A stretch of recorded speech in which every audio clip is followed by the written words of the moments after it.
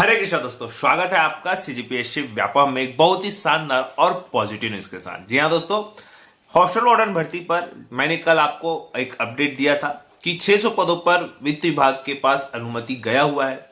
अब यहाँ पे अभ्यर्थी चाह रहे हैं कि जो 300 पद है जो आ चुके हैं, जो व्यापम में प्रक्रियाधीन है, और जो 600 गए हैं, वो दोनों को मिला के 900 पदों पर एक साथ भर्ती किया जाए, इस प्रकार की मांग है। और ये पूरा जो वित्त विभाग का दारोमदार है वो कहीं ना कहीं वित्त मंत्री जी के पास है, ओपी चौधरी जी के पास, और कहना चाहिए उन्हीं के दिशा निर्देश के अनुसार जो है वित्तीय स्थिति के आधार पर ये सारी चीजें होंगी। इस पर हम विस्तार पूर्वक बातचीत करते हैं।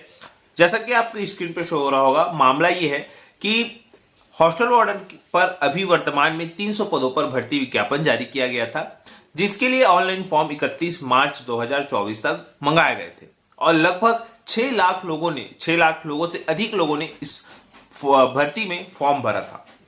और इसके बाद अब जो त्रुटि सुधार है वो 1 अप्रैल से प्रारंभ किया गया है। इसके अतिरिक्त देखिए, हॉस्टल वार्डन में लगभग बताया जा रहा है कि जब प्रमोशन होगा तो लगभग 1200 से 1400 पद जो है वो रिक्त हो जाएंगे टोटल। इसी वजह से विभाग के द्वारा 600 पदों पर तुरंत सीधी भर्ती की सहमति प्रदान करने के लिए वित्त विभाग के पास गया हुआ है। अब देखिए, वित्त विभाग चाहे तो 600 पदों पर भी अनुमति दे सकता है या फिर वापस से 300 पदों पर अनुमति दे सकता है, लेकिन अभ्यर्थियों की सीधी और साफ मांग है, चाहे 300 पदों पर अनुमति मिले चाहे 600 पदों पर अनुमति मिले, जो भी अनुमति मिले उसको वर्तमान में जो 300 पद आई है उसके साथ ऐड करके लगभग एक बड़ी भर्ती के तौर पर इसको जो है प्रारंभ किया जाए।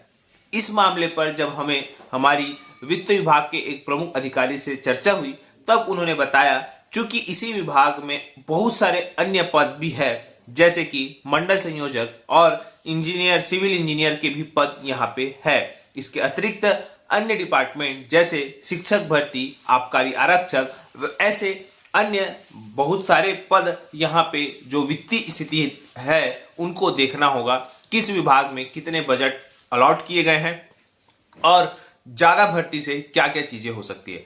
स्वास्थ्य और शिक्षा के बताया गया कि स्वास्थ्य और शिक्षा में बहुत बड़ी जो है भर्ती आगे आने वाले समय में किया जाएगा, जिसका वित्तीय स्थिति भी देखना होगा।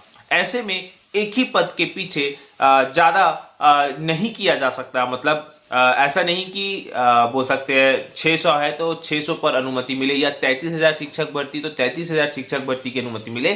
संभवतः उससे कुछ कम मिल सकती है, मिल गई तो अच्छी बात है, क्योंकि आप लोगों ने देखा होगा 33,000 शिक्षक भर्ती का भी मैंने आपको दिखाया था कि इतने भी जो पद है वो गए हुए हैं वित्त विभाग के पास। अब जरूरी नहीं कि वित्त विभाग 33,000 पदों की भर्ती की अनुमति दे दे, क्योंकि सरकार के पास बजट में बहुत सारे काम है और कहीं ना कहीं जो भर्ती है वो एक परमानेंट चीजें है कि इसको आपको रेगुलर खर्चा करना ही पड़ेगा। तो यहाँ पे देखने वाली बात है कि क्या 600 पदों पर जो हॉस्टल वार्डन की भर्ती गई हुई है उसको पूरा का पूरा 600 करके 300 और 600 करके ऐसा 900 निकाला जाएगा, या फिर अलग से निकाला जाएगा। देखिए, अलग से निकालने में सरकार का घाटा ये होगा कि वर्तमान में जो 300 पद है उसके लिए तो कहीं ना कहीं प्रक्रिया चलेगी ही, और ये प्रक्रिया जो परीक्षा भी होगी इसका नियुक्ति भी कर दिया जाएगा। लेकिन जब फिर आप अगले साल जो है इसको निकालोगे तो फिर इसको लगभग इतने ही लोग, 6 लाख लोग फॉर्म भरेंगे और फिर से इतना ही पेपर छपाई, सेंटर के लिए जो एग्जाम ड्यूटी करेंगे उनको पैसा देना, और बहुत सारे तमाम खर्चे शासन के होंगे। इससे शासन को जो बचत है वो हो सकता है कि अगर उनकी भर्ती एक साथ ले ली जाए 900 पदों पर, तो इससे सरकार का जो पैसा है वो बच सकता है। इसी पर हमने चर्चा की तो एक सकारात्मक आश्वासन दिया गया कि सही है, इस पर जो है एक सकारात्मक पहल किया जाएगा और वित्तीय आधार और आचार संहिता के बाद इस पर जो है हम आगे इस पर जो विभागीय चर्चाएं हैं वो करेंगे, और ज्यादा से ज्यादा जितना हो सके उतने हम पद इस पर लाने का जो है पुरजोर कोशिश करेंगे। इस प्रकार से हमारी चर्चा हुई है।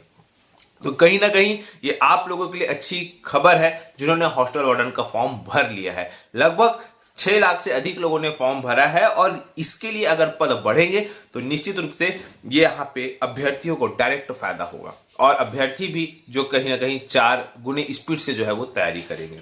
अब देखिए, पद तो बढ़ना ही है। अब भले वो आज बढ़े या कल बढ़े या आचार संहिता के बाद बढ़े, लेकिन देखिए अगर पद नहीं बढ़ते तो इसका ये मतलब नहीं है कि ये भर्ती दोबारा नहीं आएगी। ये भर्ती फिर आएगी और फिर जो है अलग तरीके से, मतलब अलग जो है नया भर्ती विज्ञापन जारी करके भी जो है भर्ती लिया जा सकता है अगर ज़्यादा लेट लतीफ़ी हुई। लेट लतीफ़ी का कारण क्या हो सकता है, क्योंकि देखिए बहुत सारे विभाग वित्त विभाग के पास जा रहे हैं कंटिन्यू भर्ती के अनुमति के लिए, बहुत सारे, चाहे वो पीडब्ल्यूडी विभाग हो या अन्य विभाग हो। और ऐसा नहीं कि वो 150 पद जा रहे हो, लौट के लौट जा रहे हैं 400 पद, 500 पद, 1000 पद, 1520, 2000, 20,000, 30,000। अब देखिए यहाँ पे इस कारण की स्थिति उत्पन्न इस वजह से हुई क्योंकि पिछले 5 साल से अधिकतर जो पद है वो शिक्षा विभाग में गए हुए और उसके बाद फिर कोरोना आ गया, जिसकी वजह से कहीं ना कहीं प्रॉपर तरीके से भर्ती नहीं हो पाई और एक बड़ा खाई बन गया रिक्त पद और जो